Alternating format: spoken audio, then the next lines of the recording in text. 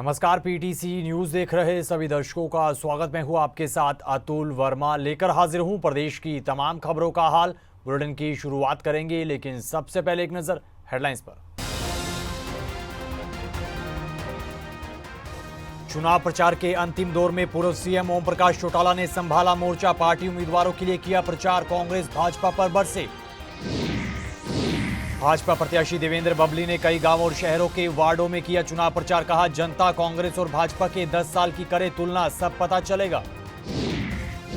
केंद्रीय राज्य मंत्री राव इंद्रजीत ने हरियाणा में भाजपा की प्रचंड जीत का किया दावा। कहा, दक्षिण हरियाणा में 26 सीटों पर जीत दर्ज करेगी भाजपा। महम से उम्मीदवार राधा एलावत ने कई गांवों में किया चुनाव प्रचार। कहा, महम की जनता ने बनाया है बदलाव का मन, इस बार बदलेगी तस्वीर।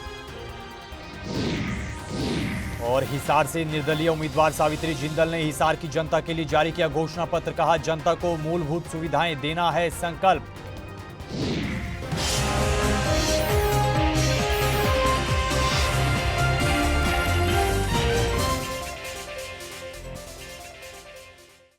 तो चलिए बुलेटिन की शुरुआत करते हैं। हरियाणा विधानसभा का चुनाव प्रचार अब अपने अंतिम चरण में है, लिहाजा पार्टी के बड़े और धुरंधर नेता अब चुनावी दंगल में उतर चुके हैं और पार्टी उम्मीदवारों के लिए प्रचार कर रहे हैं। इसी कड़ी में 5 बार के सीएम रहे ओम प्रकाश चौटाला ने मोर्चा संभाला है और उन्होंने पार्टी उम्मीदवारों के लिए वोट की अपील की है, चुनाव प्रचार किया है। चुनावी रथ में सवार होकर पूर्व सीएम ओम प्रकाश चौटाला ने गांव-गांव में लोगों का अभिवादन स्वीकार किया और चुनावी रथ से लोगों को संबोधित भी किया। इस दौरान उन्होंने कांग्रेस और भाजपा पर जमकर निशाना भी साधा। उम्मीदवार की वोट मांगण आया हूं, मेरी आयडिया रखोगा तो मैं थाने एक ही विश्वास दिलाऊंगा, ये राज बना दो, फिर थारा सारा खोटवा काट दो।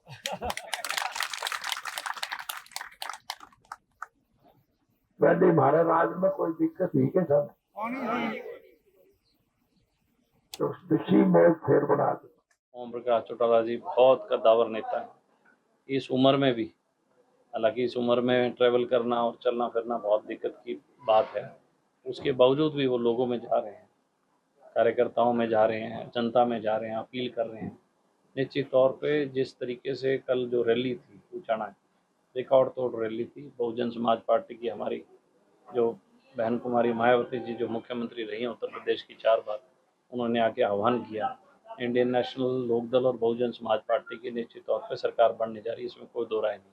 जिस तरह से उम्र का पड़ाव लगातार ओम प्रकाश चौटाला जी के लिए बढ़ता जा रहा है, क्या लगता है कि अपनी एक जो छाप है वो आज भी उनकी कायम है? देखिए, मैं एक चीज़ मानता हूँ, ओम प्रकाश चौटाला जितने मेहनती इंसान इस शख्सियत इस धरती पर नहीं हो सकती। आज भी उनका लोगों में जो आदर्श भाव है वो मैं मानता हूँ कि शायद ही हिंदुस्तान के किसी नेता के प्रति होगा। हर आदमी गांव से देहात से ताल्लुक़ रखने वाला इस बात की अहमियत मानता है कि ओम प्रकाश चौटाला जी ने जो काम लोगों के लिए, आम जनता के लिए, गांव देहात के व्यापारियों के लिए किए, उतने काम किसी ने नहीं किए। ओम प्रकाश चौटाला जी ने वह बहुत स्पष्टवादी नेता थे, हर बात बड़े स्पष्ट तरीके से किया करते और आज भी लोगों में स्पष्ट हैं। इस उम्र के पड़ाव में भी पार्टी के प्रचार के लिए, लोगों की तकलीफों के लिए उनके बीचों में जा रहे हैं। विधानसभा चुनाव को लेकर टोहाना से भाजपा के प्रत्याशी देवेंद्र बबली लगातार प्रचार में जुटे हैं। इसी कड़ी में उन्होंने कई गांवों में और शहर के कई वार्डों में चुनाव प्रचार कर वोट की अपील की। इस दौरान उन्होंने कांग्रेस पर जमकर निशाना भी साधा। देवेंद्र बबली ने कहा कि जनता कांग्रेस के 10 साल और भाजपा के 10 साल की तुलना करके देख ले। जनहित के फैसले और विकास भाजपा ने ही करवाया है और उन्हें पूरी उम्मीद है कि जनता भाजपा को ही अपना आशीर्वाद देगी। जनता के आशीर्वाद से लेकर जाएंगे और एक बड़े लीड मार्जिन से टोहाना की ये भारतीय जनता पार्टी ने के कमल के निशान पे बटन दबाकर इसको जीतकर हमारे बड़े केंद्रीय स्टेट नेतृत्व और केंद्रीय नेतृत्व को झोली में डालने का काम करेंगे। देखिएगा, मुझे लगता है 1.25 लाख से 1.5 लाख के बीच में वोट आएंगे और एक बड़े मार्जिन से हम जीतेंगे। विधानसभा चुनाव को लेकर प्रचार में जुटे केंद्रीय राज्य मंत्री राव इंद्रजीत सिंह ने भाजपा की प्रचंड जीत का दावा किया है। उन्होंने पत्रकारों से बातचीत करते हुए कहा कि दक्षिण हरियाणा में भाजपा 26 सीटों पर जीत दर्ज करेगी। इस दौरान उन्होंने दादरी में सुनील सांगवान और बाडड़ा में उमेद पातुवास की रिकॉर्ड जीत का भी दावा किया और कहा कि अब कांग्रेस और दूसरी पार्टियों का वजूद खत्म हो गया है। को हम आज उमेद पात्रवास के लिए और सुनील सांगवान के लिए यहाँ इस जलसे के अंदर आए हैं, बदवाना के अंदर, और जिस तरह से हमने जोश देखा है पब्लिक के अंदर, मुझे पूरी उम्मीद है कि ये दोनों सीट बागड़ा और दादरी भारतीय जनता पार्टी की झोली के अंदर जाएंगे। क्या हो रहा है बाकी हरियाणा के अंदर, अभी तक तो वहाँ मैं गया नहीं हूँ, लेकिन ये मुझे मालूम है कि दक्षिणी हरियाणा की सीटों के अंदर तकरीबन सभी सीटों के ऊपर विजय हुआ करता था। और एक हमारे चीफ मिनिस्टर साहब उस वजह से जेल के अंदर भी रह चुके हैं। भारतीय जनता पार्टी के दौरान जो ईमानदारी से पढ़ेगा, काबिलियत के तौर के ऊपर उसको नौकरी मिली है। इसके अंदर चाहे किसी भी गांव में चले जाओ, किसी कोटे के सिस्टम से नहीं, लेकिन काबिलियत के तौर पे उनको नौकरी मिली है और आइंदा भी यही रहेगी। विधानसभा चुनाव को लेकर महम से उम्मीदवार राधा अहलावत भी लगातार प्रचार में जुटी हैं। इसी कड़ी में उन्होंने कई गांवों में चुनाव प्रचार किया और वोट की अपील की है। राधा अहलावत ने जगह जगह जाकर लोगों से बातचीत की और वोट की अपील करते हुए अपनी जीत का भी दावा किया। उन्होंने गांव लाखन माजरा, गांव मोखरा और सीसर गांव समेत अन्य गांवों में चुनाव प्रचार किया और जनता के प्यार और आशीर्वाद का शुक्रिया किया और कहा कि महम की जनता ने बदलाव का मन बनाया है और इस बार तस्वीर बदलने वाली है।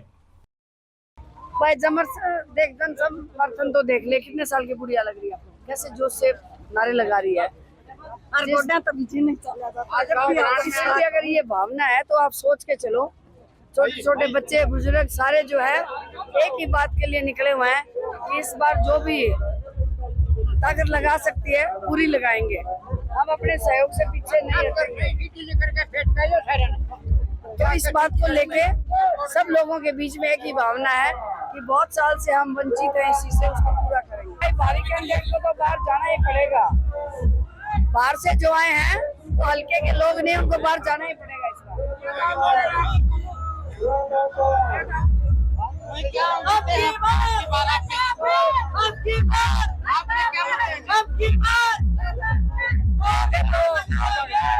कुछ सुधारने वाले हैं,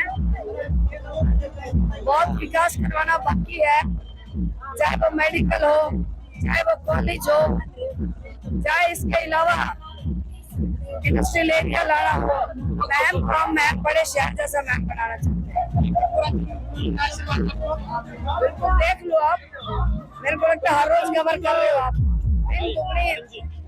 डे बाय डे बढ़ता ही जा रहा है। सोनीपत से भाजपा के प्रत्याशी निखिल मैदान लगातार चुनावी प्रचार कर रहे हैं। इसी कड़ी में बीते दिन उन्होंने पदयात्रा निकाली। चुनावी पदयात्रा के दौरान उन्होंने जनता के प्यार और आशीर्वाद और जन समर्थन का शुक्रिया किया और अपनी जीत का भी दावा किया। इस दौरान भाजपा प्रत्याशी निखिल मैदान ने कहा कि पदयात्रा के जरिए जो भारी जन समर्थन उन्हें मिल रहा है, उन्हें ये विश्वास हो गया है कि लोग विकास के नाम पर वोट करेंगे और इस बार सोनीपत की जनता उन्हें जिताकर विधानसभा भेजेगी।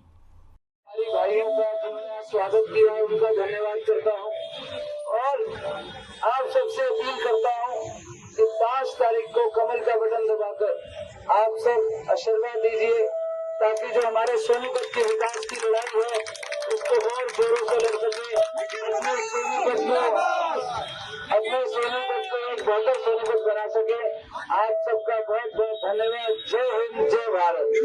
खबरों में आगे बढ़ते हैं। देश की सबसे अमीर महिला और हिसार से निर्दलीय उम्मीदवार सावित्री जिंदल ने हिसार की जनता के लिए घोषणा पत्र जारी कर दिया है। वहीं चुनावी घोषणा पत्र में उन्होंने कई वादों का जिक्र किया है। सावित्री जिंदल ने कहा कि हिसार को सुंदर बनाना उनका सपना है, हिसार की जनता को मूलभूत सुविधाएं देना उनका संकल्प है और हिसार के इलाकों के लिए पानी की व्यवस्था करना, टूटी हुई सड़कों को ठीक करवाना, साथ ही युवाओं में बढ़ते नशे से रोकथाम के लिए काम करना उनका संकल्प है। सावित्री जिंदल ने कहा कि युवाओं के लिए ट्रेनिंग सेंटर खोले जाएंगे जहां से युवा ट्रेनिंग लेने के बाद अपना खुद का व्यवसाय या किसी अच्छी कंपनी में जॉब पा सकते हैं और ये चुनाव हिसार की जनता का चुनाव है।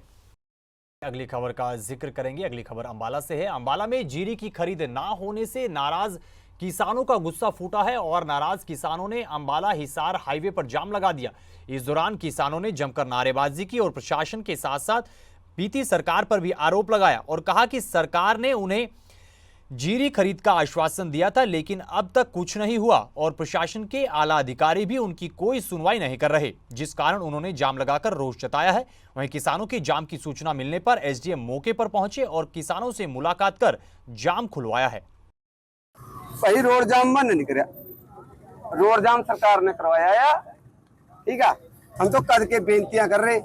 कल हम समालाबाद गए, समालाबाद मंडी वालों बेनतियां करी, फिर हम शाहबाद गए, शाहबाद वालों बेनतियां करी, फिर अज यहाँ बेनतियां करनी थी। डीसी साहब नूं कहने लगे भी चलो भी डीसी साहब पर जाए। वहाँ डीसी साहब कहीं घूमन गए थे, पता नहीं कहाँ गए हैं। तो फिर मैंने कहा भी एडीसी नूं मिला दो, एडीसी साहब भी नहीं है। एडीएम साहब नूं कहा भी एडीएम साहब नूं मिला दो, एडीएम साहब कह रहे भी हम मशीना चेक कर रहे हैं, जो सी अग्गा इलेक्शन की तैयारियां हैं। तो जब नहीं किसी ने सुनी, फिर अपने अपना खड़ा जोड़ लिया। मानू कोई यार अच्छा नहीं लगता, मानू भी इस तरह का काम करना। जनता परेशान हो आया ना, मैंने कभी जनता परेशान करी ना करा। 23 तारीख दी थी, बोलेगी 23 तारीख नूं खरीद आ जाएगी। 23 के बाद करी नहीं खरीद, एक हैगी कह रहे एक नूं करांगे। मानू पता इनका ना इन्ना एक नूं भी नहीं करनी है। ठीक है, तो भाई हम तो बेनतियां कर रहे हैं इनू, यो फसल 6 महीने पीछा आवा। ऊं तो कह रहे अन्नदाता अन्नदाता अन्नदाता, अन्नदाता की तो इन्ना ऐसी तैसी कर दी ठेका। ऊपर में बातचीत चल रही है, सरकार शायद 2 दिन पहले एडवांस में खरीद की तैयारी कर रही है।